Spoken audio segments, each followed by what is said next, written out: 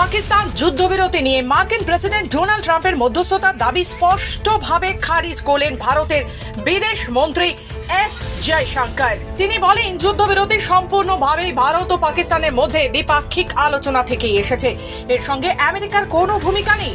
ভারত পাকিস্তানের যুদ্ধবিরতির ঘোষণা করেছিলেন ডোনাল্ড ট্রাম্প, তাও এক্স হ্যান্ডেলে টুইট করে। তার দাবি, ভারত পাকিস্তানের সঙ্গে তার কথা হয়েছে, তারা দুজনেই যুদ্ধবিরতিতে সহমত, অর্থাৎ নিজেই নিজের প্রশংসায় ঢাকঢোল বাজিয়েছিলেন ট্রাম্প।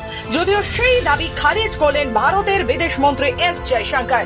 10 মে পাকিস্তানি সেনাবাহিনী হটলাইনে যুদ্ধবিরতির প্রস্তাব দেয় এবং ভারত তা মেনে নেয়। জয়শঙ্কর জানান, মার্কিন বিদেশ সচিব ও ভাইস প্রেসিডেন্ট ফোনে উদ্বেগ প্রকাশ করলেও কোন রকম মধ্যস্থতা করেননি। ট্রাম্পের দাবি প্রসঙ্গে তিনি স্পষ্টভাবে বলেন, আমেরিকা ছিল আমেরিকাতেই। কাশ্মীর নিয়ে ভারতের অবস্থানও তিনি পরিষ্কার করে দেন।